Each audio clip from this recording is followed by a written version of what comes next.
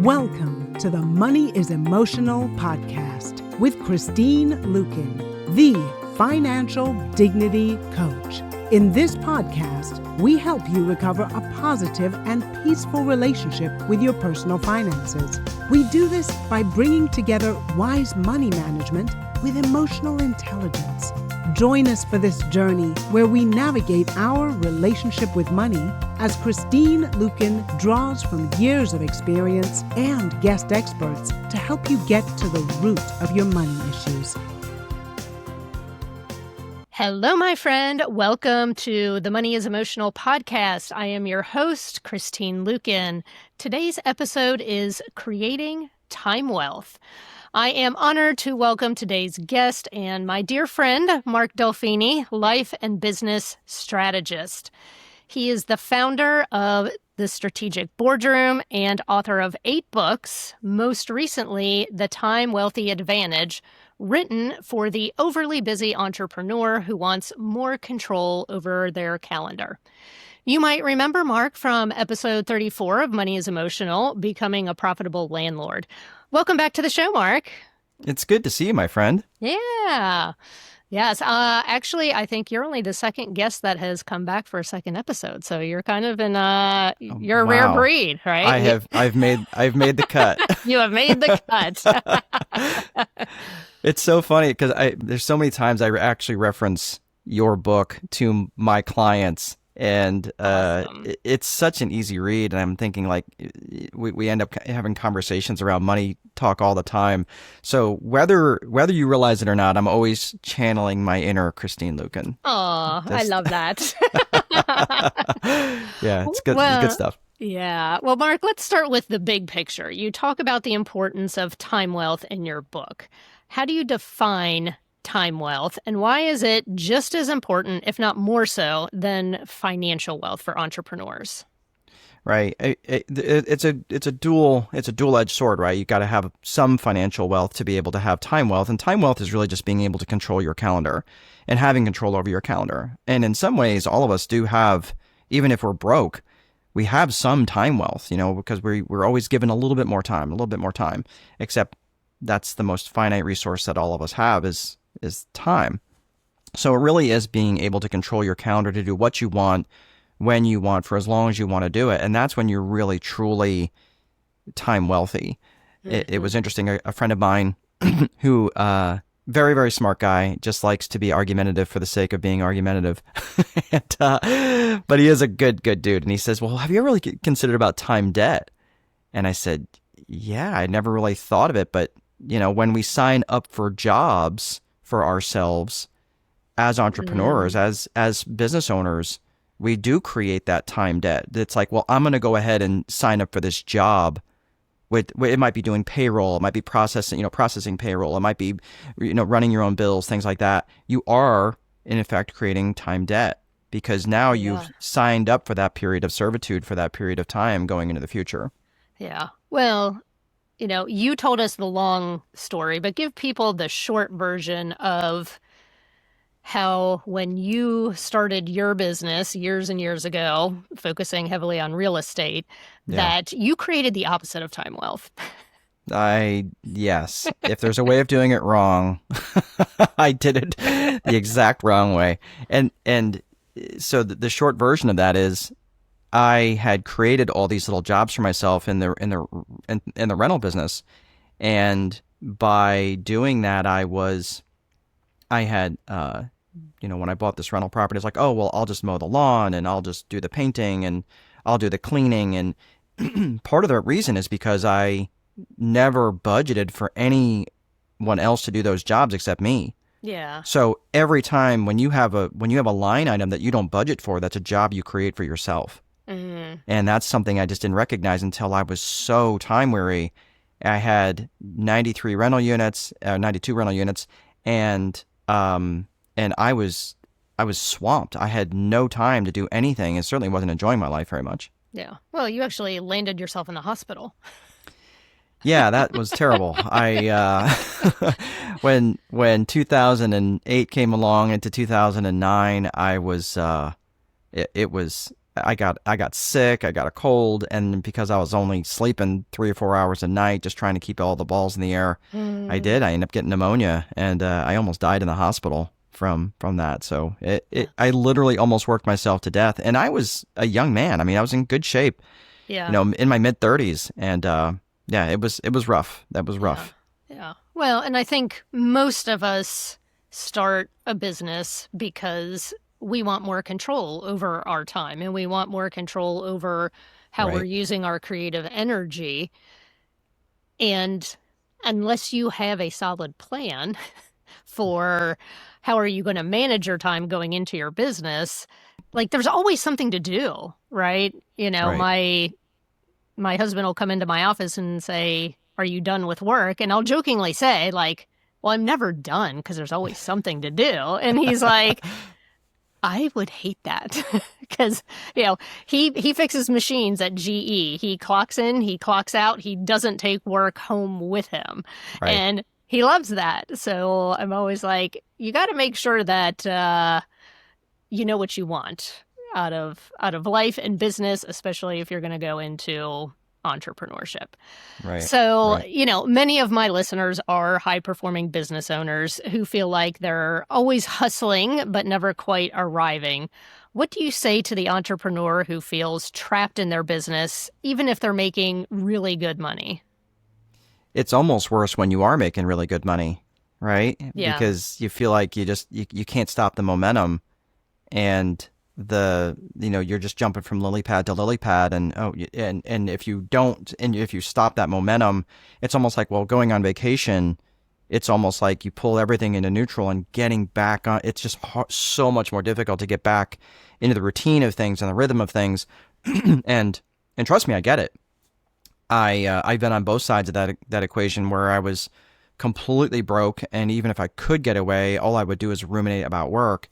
And on the other side, where I'm making really good money, and when I do get away, all I can do is sit and ruminate about work because I just can't seem to get away from it, right? I don't want to get away from it because it's fun and I do enjoy it. But I will say that it really is hiding. And I think that when you're hiding and you're either hiding in activity or you're hiding in inactivity, and those are two sides of the same coin. And the problem that I often run into this with, and in fact, I had this conversation yesterday with a person who was in real estate, and they're doing okay, but the problem is that I said, well, what is your vision in life? What do you like? What was your original vision that you set out for when you started out with this thing? Yeah. And usually it wasn't to work 40 hours in 3 days. It was to work, it was right. like, it was something more than that. So in this particular case, this woman was, they're married, been married for a long time. And I said, look, I understand what it's like to have a spouse that's also in your business. Mm-hmm. And I also know what it's like when you go out on a date night and it becomes a de facto board meeting. And all you do is talk about business, and all you do is talk about work and this and that. And it's exhausting. And as much as a high performer that you are, there's way, way, way more to life than just that. Yeah. And I think it's just lazy thinking when all you do is think about work, and rather than other things in your life that actually are, that the money can be used for. Mm-hmm. So. Yes. Well, I love to say money's job is to support your happiness. And it's also your business's job to support your happiness and also your financial security. Right. So let's talk about your book, because first of all, I love your book because it is literally a roadmap. And if you take that book and you follow the steps and you do the exercises, you're going to come through this framework and you're going to have a lot of clarity on exactly what needs to be changed and refined in your business. So let's talk about your Viper framework, because I think this is such a powerful tool. Can you walk us through each of the elements: vision, infrastructure, process, execution, reporting, and how they come together to help entrepreneurs reclaim their time without sacrificing profit? Yeah, no, I appreciate the time to do that. So I'll do this as quickly as I can because each of these elements has multiple little tentacles underneath it. It's been a process that I have used in lots of different businesses, mostly service-based businesses, but this does work in various frameworks. So I'll do this as quickly as I can. But understand it is a top-down approach, which means it's strategic. So it's not, I know a lot of times when people work with consultants or coaches, they tend to take very tactical approaches where it's all about sales or it's all about it's all about lead gen. It's all about the production or efficiencies and things like that. It's all about leadership. It's a very top down approach. So the V of the Viper method starts with vision, and there's two components to vision, and that is the personal vision, which we've alluded to already, and also the business vision. So personal vision, then business vision. And a lot of times when people talk about their personal vision, they're like, well, let me make $100,000 a month and then I'll work on this personal vision thing. And I can tell you I've worked with people who are making significantly more than that and never got around to this whole life thing. Yeah. So I'm just telling you that it's don't wait until the end to try to do this and live with all these regrets. I'm just going to mention one book by Bronnie Ware, The Top 5 Regrets of the Dying. And very, very powerful book. And it's an amazing, I actually really enjoyed the Audible, and I'm not an Audible kind of guy. I'm more of a kinesthetic reader, but really, really good book. So, but the point is, don't wait until the end. So go in and work on your personal vision first, and then create a business vision that's in alignment with that personal vision. And because when you create a business vision prior to creating a personal vision, you end up creating a life that exists to serve the business. Right? Or in essence, your business vision becomes your personal vision. So that's what we're trying to avoid here. So the personal vision is really the main circuit breaker that everything, and you're reverse engineering this business that serves you. So the business vision is made up of three C's, right? It's core purpose, core values, and client avatar. Core purpose, core values, and client avatar. So when we're talking about core purpose, that is specifically what the business does, almost to the exclusion of what it doesn't do. Right? Think of like Starbucks doesn't sell lobster bisque, right?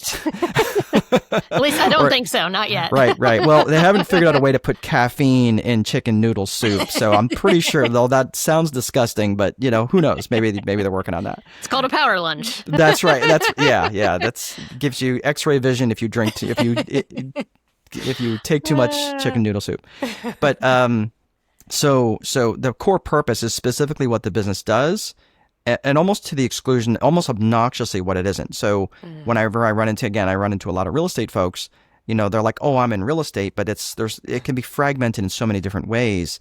And that really gives you power when you can really know what your core purpose is, right? Yep. It gives you that ability to lean forward and know exactly what it is that you do. Again, almost to the exclusion of what you don't do. And when you're really clear on your core purpose, that really dials into your core values and about what you are as a human being. Because again, our businesses are just extensions of us. Yeah. So I know your faith. I know what you're about, Christine. And that's why you and I are good friends, because we share very similar core values.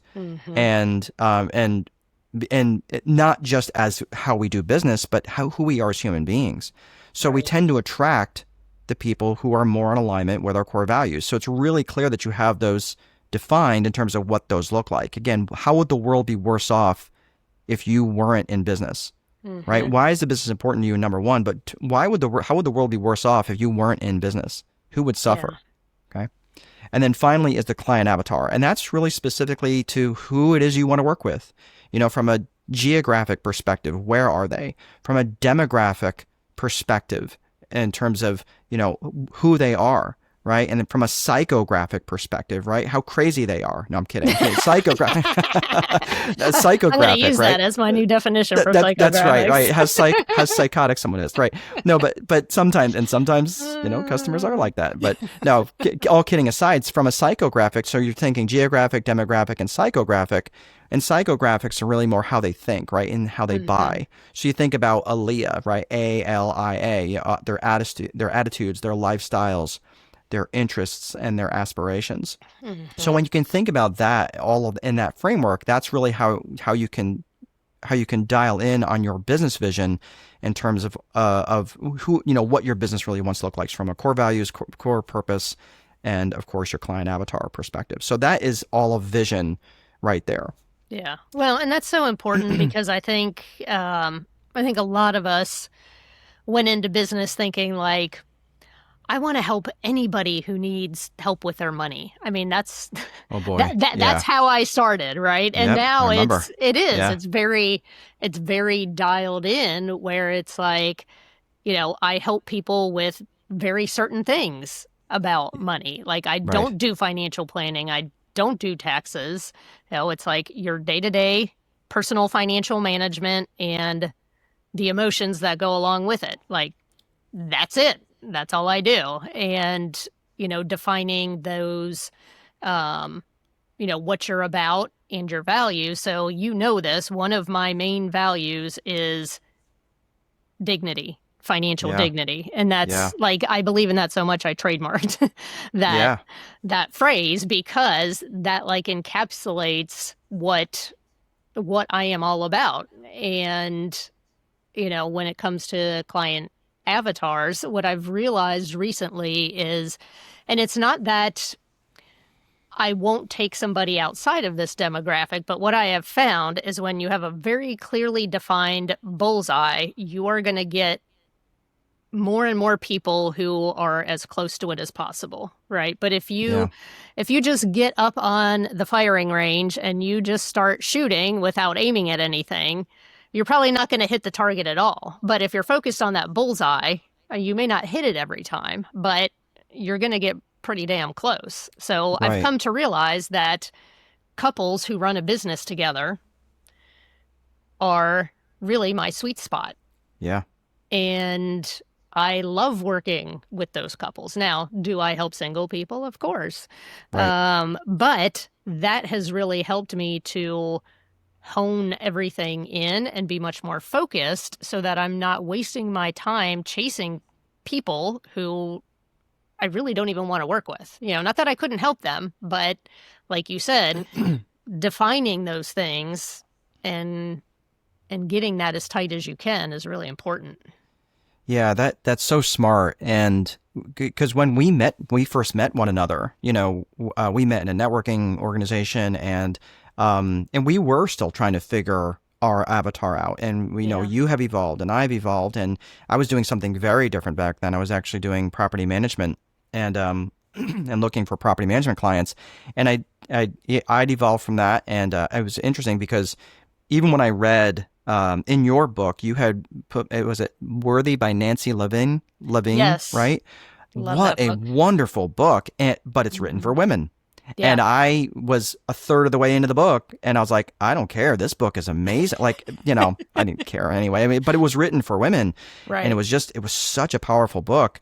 But at that time, that was speaking to a specific avatar that, maybe you were trying to focus on. Mm-hmm. But it was so good. But the point about the avatar is so solid because, even though I have my bullseye defined, I like working with, married Christian business owners who have kids at home, who are, really busy, very time weary. Now, again, if they don't check all those boxes, does it mean I won't work with them? Maybe not. But again, if I'm aiming at the bullseye, will I take someone who's in the 8, 9, or 10 ring? Yeah, I'll take them all day long. Right. But if they're in the 6 ring or the 7 ring, they might be a better client for someone else. Mm-hmm. Yeah. So, that is important to be protecting your time. Well, tell us about the infrastructure. I'm sure that's the sexy part of the Viper process. That is absolutely why everyone wants to sit down and chat. They're like, wow, do you have a background in details? Because I want to know all about it. It is kind of the sexy thing, but it is not what everybody thinks about, because once you have this vision figured out, you have to have your vision figured out first, because you are going to be building an infrastructure that's in alignment with that vision. And the reason being is because if part of your vision is to, let's say for argument's sake, you want to lay on the beach in Spain for 2 months out of the year rubbing cocoa butter on your belly, right? Well, and if you built an infrastructure that's going to require you to answer the phone and return emails in a timely manner, your experience while you're trying to lay on the beach for 2 months out of the year is going to be horrible, right? Because working from the beach is not fun at all. Like people are like, oh, working from the beach, right? And I'm like, yeah, I feel bad for you. Yeah, you're going to get sand in your laptop. It's you're not going to get you're going to get oil on the keyboard. I'm just telling you, it's how it works. So the infrastructure is the desks, the chairs, the software, the websites, all the phone systems. And, if you have a phone system, that you carry around in your pocket, it looks like this, you don't get to complain anymore when your customers call you at all hours because you have given them that permission. So it's really about having the infrastructure, the bones of the business built out that's in alignment with that vision. And then finally, the next piece, of course, is the process, right? So the process also has two pieces, and you have the tactical and the strategic. So let's talk about the tactical. The tactical is the day-to-day stuff that runs on that infrastructure that you built, right? It's the kind of thing that Michael Gerber talked about when you're building out all your processes, right? You define all your processes. It's how you answer the phone. It's how your opening procedures, your closing procedures, how you prepare bank deposits, all of these things from, that are very granular, and it takes a lot of time. And usually people are like, well, I don't have the time to do all this stuff. Well, usually then you should allow the people that are working for you to build that stuff out for you. That's exactly what I do with my VAs, right? I tell them what I need to do. They do it. And I say, cool, now document it, right? And what they're doing is they're creating an SOP for me, the standard operating procedure. Yep. So with those processes, right, the processes run on the infrastructure that you built that all stay in alignment with your vision for the future. The problem is, and that what I recognized is that many business owners are not very strategic. They just kind of get in, they live the same month over and over and over, and they're never any different 30 years later. Yeah. And this is why in this methodology, I started to incorporate strategic planning. Now, strategic planning is kind of that's the other side of the process, because you have to know, like you build this battleship, this warship, and you just stay in the harbor doing donuts, right? That's not really what, like you want to take it out in the ocean. You want to explore, right. You want to be strategic in that. And that takes people, that takes, understanding the purpose, right? What's the purpose of the strategic plan? It should be in alignment with your core purpose, right? Mm-hmm. But because again, it's like if Starbucks started selling chainsaws, that would be very confusing. Yes. Right? They'd be like, wait a minute, why are you selling chainsaws? Like, well, we can, because we can make money. But if your strategic purpose is not in alignment with your core purpose, that becomes a problem, right? So you have to think about the 3 P's, right? Your purpose, your process, your purpose, your people, and your promotion. Right? It has to have those 3 things, because otherwise, if you don't think about the people that you need to enroll, right? And that could be your spouse, and say, hey, we're really going to dial in for the next 90 days, and I really need you to be on board with me. Okay, it's good to have that conversation. But you might need a marketing person. You might need other people, that will help you with a strategic plan. And there's a whole other more to it than that.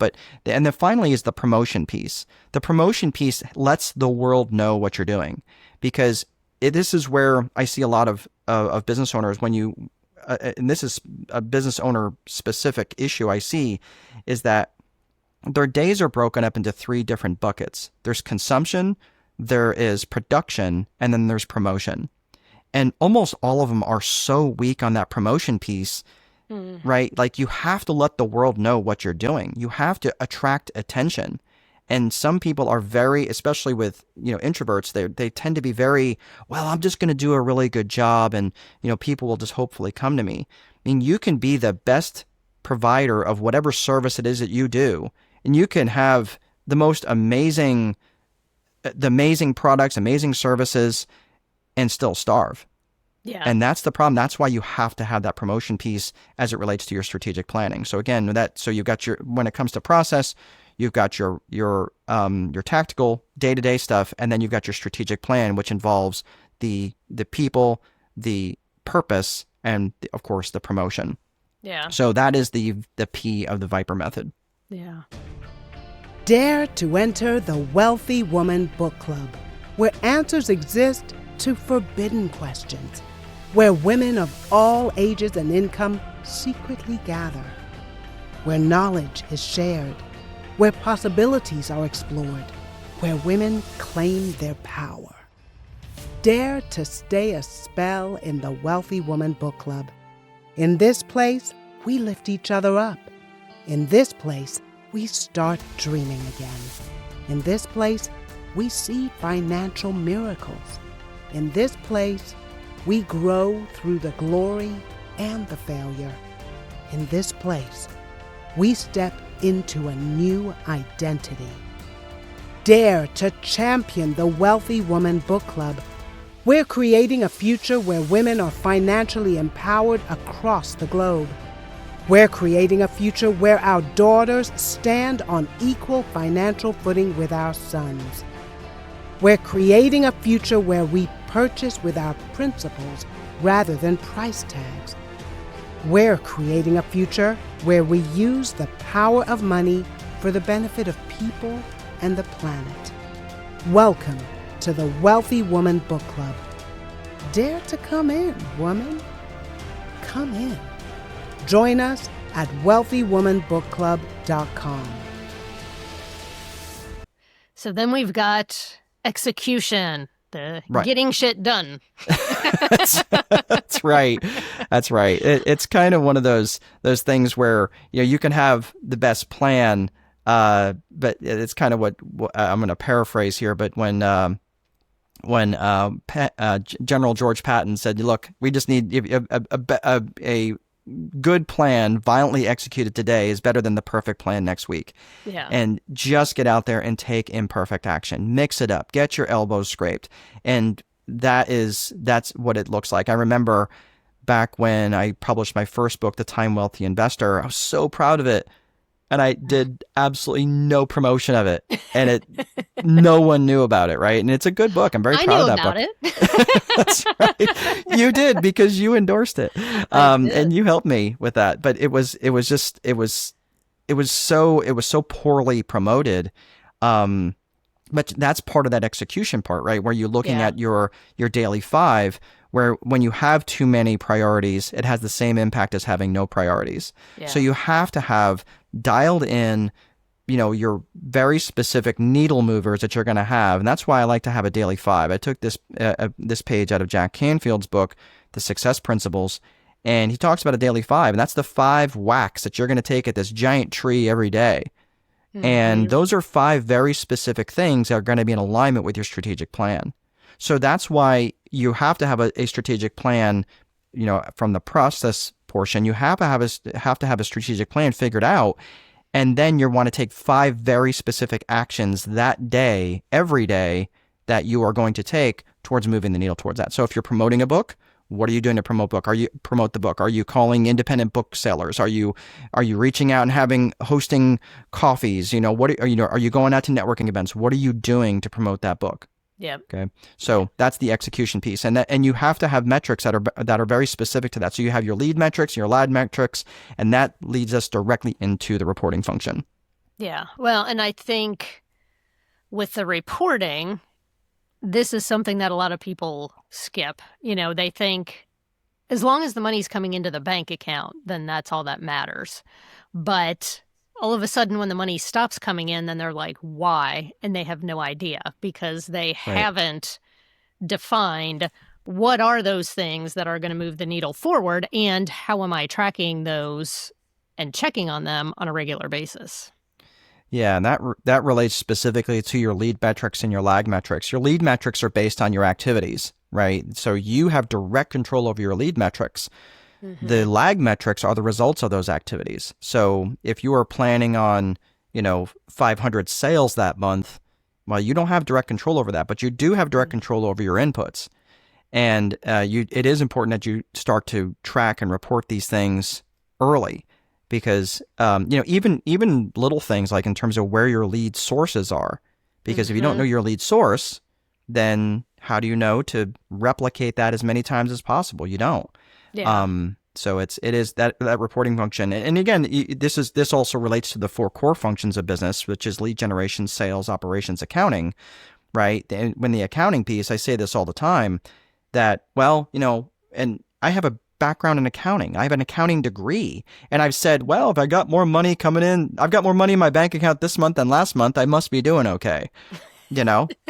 Said me. And I'm embarrassed to admit that, but It was a horrible way to run a business. And then, of course, when things started drying up, I had no idea why. Yeah. Yeah. All right. So you and I both know that the emotional side of money and time is real. How do you help your clients move past the guilt or fear that can come with stepping out of the grind and trusting in their systems? Man, guilt, there's a lot to unpack there. So in relation to guilt or fear, I mean, guilt you have to think about is it's a backwards looking emotion. Mm-hmm. Right? It's like logically, it doesn't make sense for you to feel guilty about something you didn't do. Yeah. Right? Like that doesn't make any sense. So it's all about your process with the past. And for those of maybe your listeners who are familiar with the DISC personality profile, DISC is very, very popular, and it's been popular since, it was put out since the 1920s. But people on the lower end of the DISC personality matrix, that are the people who are the S's and the C's, they have a different relationship with time than people who are above the line. Mm-hmm. And so those are your ruminators. They kind of just think of like, why did that person say that word in that way? Right? And they just obsess about it forever. And that is a little bit more difficult for people on the lower end of the, I say lower end, below the line, your S's and C's, to set that stuff aside because they tend to live so much in the past. Yeah. So I just want to encourage you that like, again, your D's and your I's who tend to live forward, they don't tend to have that problem as much. Mm-hmm. But still, it does show up, especially in imposter syndrome and other ways. I mean, trust me, we overcompensate in other ways too. Because I'm, you and I being a little bit more above the line. Yeah. But the thing is that you have to recognize that it really doesn't serve a purpose for you, right? Yeah. Is holding on to that fear and guilt, and then just recognizing that if you really do have a real clear vision for what it is that you're trying to accomplish, you that makes it a lot easier to say, you know what, let's say for argument's sake that many of your listeners are parents, in spite of fear, you're going to do other things. Like I do not like snakes, but it was kind of funny that last year we have I'm in my 50s and we have a 2-year-old daughter, and I do not like snakes. I have not liked snakes my whole life. Well, she was on this little tricycle and a snake was coming along the side of the house and she didn't see it. Yeah. And my instinct was run straight for her and pick her up, but I didn't want to do it in a way that freaked her out, but I also didn't want her to look behind her and see the snake. Right. I didn't even hesitate. Right. Didn't even hesitate. I ran towards the snake, right? So I think for you guys, that's when you have a really clear vision for what you want in your future, mm-hmm. that you're able to set this other stuff aside. You're like, you know what? I can feel the fear. I can experience the fear. And then I go ahead and do it anyway. Yeah. So I think it's an overactive part of our subconscious that's trying to protect us, and it's no longer serving us. Yeah. What about those people who are control freaks? Control enthusiasts. I love that reframe because that's kind of more my tendency is like, sometimes I feel like I want to have my hands in everything to make sure that, things are going the way I want them to. Now, I am much better at that now and saying, you know what? Yeah. Hey, listen, if my husband wants to do the dishes, which he has been doing a lot more recently, I am not going to criticize how he does the dishes. I'm just going to tell you that men will get the entire kitchen wet. That's what happens. We just get everything wet. Everything. It drives my wife crazy. And I'm like, hey, are the dishes done? She's like, can you at least get a mop? Our dishwasher is currently broken, and so it's a new one is coming on Saturday. But for the last 3 weeks, we've been hand washing every single dish, and it sucks. Yeah. But there are some people who are in business who are doing the equivalent of washing every dish in their business, and like not being able to relinquish that control and be able to delegate to somebody who. Sometimes these tasks, good enough is good enough. It doesn't have to be perfect. Yeah, and I think perfection is a trap. It's just another way of, it's kind of like excessive planning becomes another form of procrastination. and perfection is a trap where there are certain things that that do need to be perfect, but I would say that the things that need to be perfect should be the things that are client facing. Yeah. Right. And anything outside of that is when you have to come to a point where it's good enough is good enough, but it's anything that's client facing, I would say probably have a much higher standard. But anything that's not client facing is where you just come to say, hey, look, there's a reality here that is this in alignment with my vision for everything to be perfect? And it's not. And like, again, when you think you have your things together, try having a 2-year-old when you're 50, and I'm thinking, or actually 52 now. So having having a baby when you're 50. But the thing is that, most things that I like to have around and control of here in my office, I don't when she comes over because it's just a complete mess.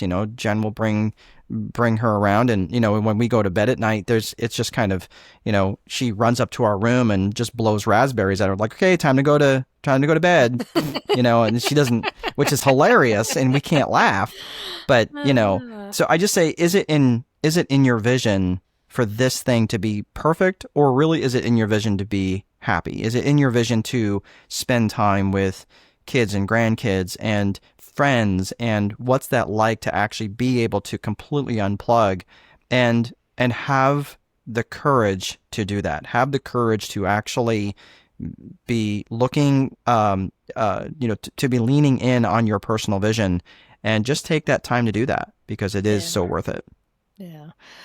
For someone listening right now who feels underwater with their time and tangled up in their systems, what is one small but powerful step they can take this week to begin shifting towards more freedom?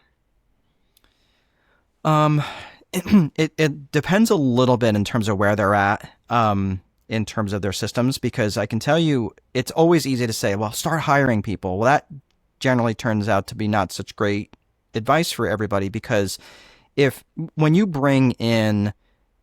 hire someone into an inefficient organization, it tends to magnify the inefficiencies. Yeah. Right. But if you're already running an efficient organization, then try to find ways where you can fire yourself. So first and foremost, you have to get a little bit more efficient in the things that matter. So again, getting clear on your core purpose, getting clear on your core values, and then getting clear on your client avatar. And most companies that I end up working with, they're like, they want to scale, but I'm like, dude, you're nowhere close to scaling because you have all these inefficiencies baked in the cake. If you tried to scale, this is going to become a monster overnight.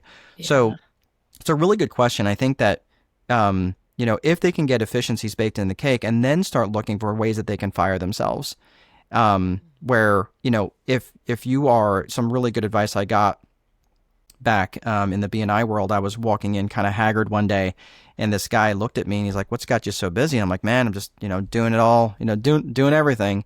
And I kind of wore that as a badge of honor. Mm. And he said, well, how much would you have to pay so-and-so to do the painting of the apartment that you did last night? And I said, I don't know. Like at the time it was like $15 an hour.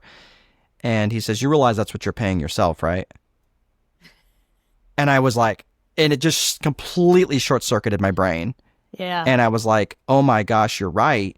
So start thinking about what you could, not saying that you should, but just start thinking about what you could pay someone to clean that thing or do that task or whatever that is. Like, well, I'd have to train them. Yeah, but that's 30 minutes of investment in perpetuity that you get to have someone else do this.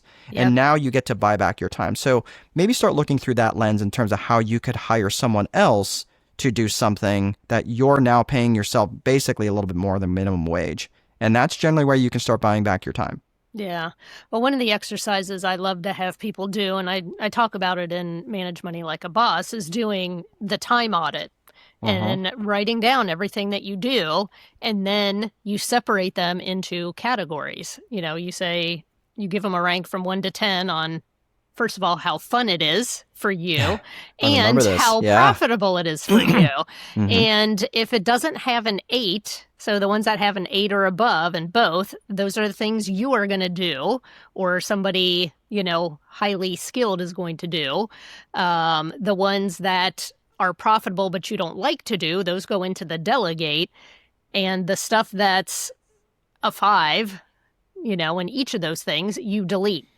And I think sometimes just like getting it all out on paper and asking yourself, like, why am I still doing this? Because I think we just get stuck in this rut of always doing certain things and just having that time to step back. So, one of the things that I do every month as a solo entrepreneur is I have a CEO day. And I get out of my home office. I take my planner, take my laptop, I take something to write with, and I take all my reports from the business for the previous month, and I evaluate. How did this last month go? How, starting to plan for the next month, looking at what were my yearly goals, what were my quarterly goals, and just like creating that space to look at things and say, if these were my important things that I said I was going to get done this month, why didn't I do them? Smart. What happened? And it only takes me a couple hours. It's literally a half a day. And I, go to like a nice hotel lobby and get a coffee and then have lunch afterwards. I'll probably do this one poolside since it's summer as we're recording this one. Yeah. But I think that's something that's just super important for people just to step back and look at everything objectively. And obviously, if you feel like you can't do that for your own business, then you guys, that's when you got to reach out to Mark and say, hey, I need help. I need a fresh set of eyes on my business. That is not a bad idea at all. Yeah. And that's why I need, someone like you who can look at the financial side. Because even though I'm a strategist, I don't have all the tools in the toolbox. And that's why I rely on people like Christine and attorneys and all the people like you rely, like, hey, you need an attorney because I can't, this is starting to bump up against what I don't know. Mm-hmm. And that's why this is start building that team around you and that trusted team of advisors around you. That's what Napoleon Hill talked about, right? There's lots of people who are like Napoleon Hill stuff. And that's and that's really about having that trusted team, that mastermind around you of people who can really help you out and get you where you really want to go. I'm glad you brought up Napoleon Hill because we are reading Think and Grow Rich right now in the Wealthy Woman Book Club. So how about that? How about that? Mine. So before we go, I have one final fun question for you. What is one book, movie, or show you're loving lately that has nothing to do with money, business, or time management? Oh, man. What's so funny? I have, I'm an avid reader, and I try to read books that are not always about, I try to read them across different spectrums. And I'm reading The 4 Agreements right now. And I have never read that. And it is so good. I'm very, very happily surprised by this. So, and people are like, oh, it's a fast read. I'm like, no, it's not. Because I'm having to read it and really internalize it. It's such a wonderful book. I really, really think that I think every human on the planet should read that book. I think it's really good. No, I agree that it's in my top 10. So is it really? Yeah, it is. I love it. Yeah, it's a great book. 100%. No. Well, Mark, thank you so much for coming onto the podcast and sharing your expertise to help us have an abundance of time and not just money. Where is the best place for people to buy your book? Truly my pleasure. Thank you. The best place, I've got a spot parked just for your listeners and viewers right on my website. It's going to be, it will be at strategicboardroom.com/money-is-emotional. Awesome. All right. Well, my friends, this is where I leave you for today. If you enjoyed this conversation, please leave us a review. It helps others to find the Money is Emotional podcast. And if you're not a subscriber yet, what are you waiting for? Hit the subscribe button and you'll be notified when a new episode drops. Until next time, this is Christine Luken reminding you that you're good enough, you're smart enough, and gosh darn it, people love you, including me. Bye for now. Thank you for listening to the Money is Emotional podcast. To get in touch, visit our website at www.christineluken.com or drop us a line at hello@christineluken.com. And don't forget to click the follow button to be notified when new episodes become available. The information covered and posted represents the views and opinions of the guest and does not necessarily represent the views or opinions of Christine Luken. The content has been made available for informational and educational purposes only.